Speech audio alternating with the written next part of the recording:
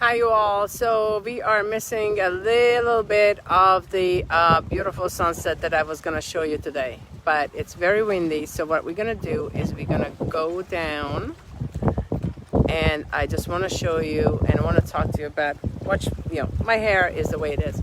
So today what I want to talk to you about is really Abraham Maslow and COVID-19.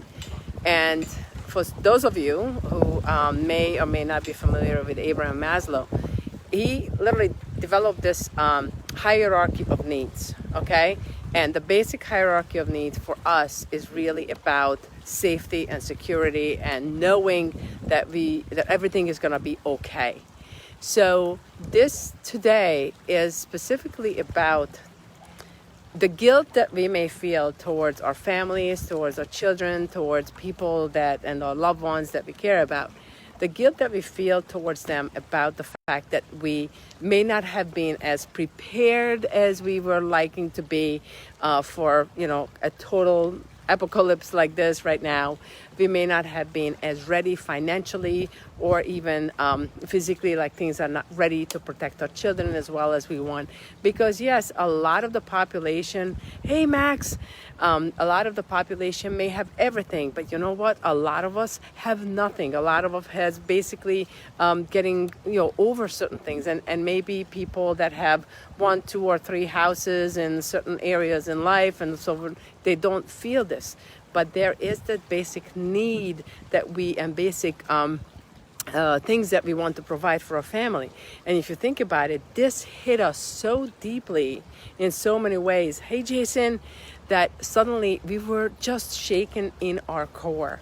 And that core is what Abraham Maslow talks about when he talks about the basic needs. So what we have is we have the basic needs of safety, shelter, and security. So what I wanted to tell you today is that many of you have commented to me or emailed to me or messaged me, and I really appreciate all your comments because it's just easier for me to do all these things if I can actually respond to you. That you feel a sense of guilt about not being better prepared for this whole situation. And here's the deal. Just think about this. And if nothing else, just put yourself into the minds and the shoes of your own children. Hey, Kiki, if you have had everything in life, like really everything, what is the one thing that you would crave the most when literally, if I can't put it in any other way, that the shit hits the fan? What's the one thing you crave the most? You crave the love, the safety, and the security of the love of your family. I mean, seriously, under quote-unquote almost war conditions in so many ways, because it is an invisible enemy. You don't know who is going to be infected by it, how is it going to affect your life, and how is it going to affect your economy. If something like this happens, do you think your children are going to be most worried about the fact that, oh, well, they're not going to get the latest gaming device or the latest iPhone or the latest computer? That's not what they're going to care about. And that's not what you should care about.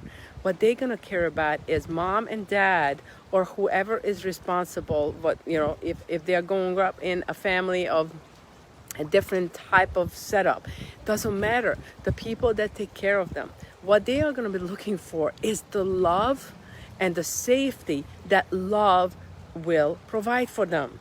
So don't worry about the financial part. You and me and every one of us, the beauty of America is, hey Linda, the beauty of America is that we always going to have some form of food on our table. May not be a steak, may not be a 3-course meal. And honestly, I can tell you that growing up in communism, we didn't always, in fact, a lot of times we didn't have meat available because that was too expensive. I get it. We understand that. But that's not the point. The point is there was always the safety and the love and the security of the family. So the less you worry about what you cannot provide, and the more you really pay attention to what you can provide, that hug, that love, that extra set of patience that you're gonna need towards your spouse, towards your children, towards any kind of family unit that you have. that's what they're gonna look for, okay? So as Abraham Maslow said it, the basics, that safety, security, that shelter.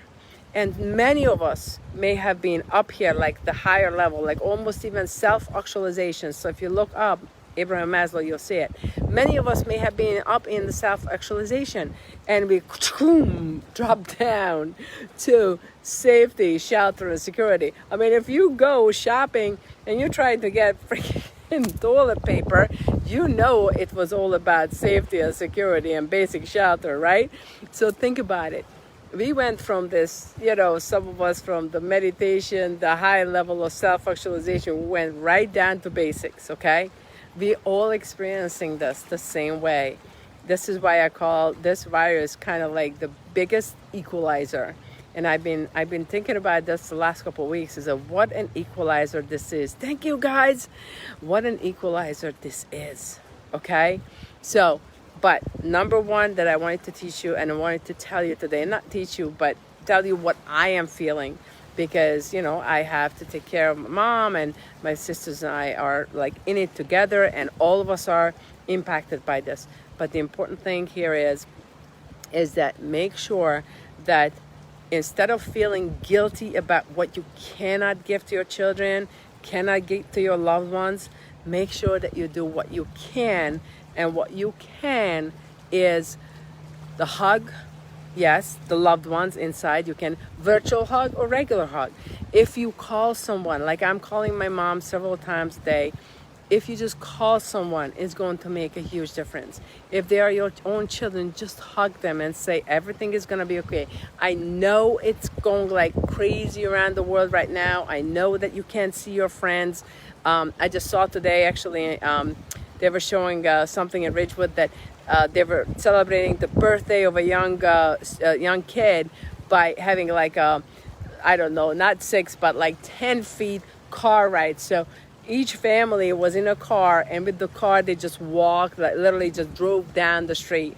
There are inventive ways of being who we are, okay? So make sure that, hey Curry, oh God, Dr. Curry, I haven't seen you in a long time.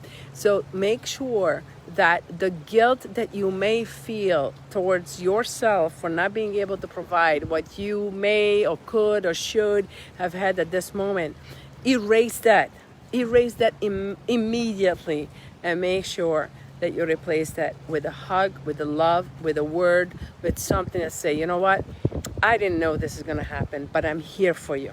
That is Abraham Maslow's way of making sure that you have that steps of hierarchy, okay?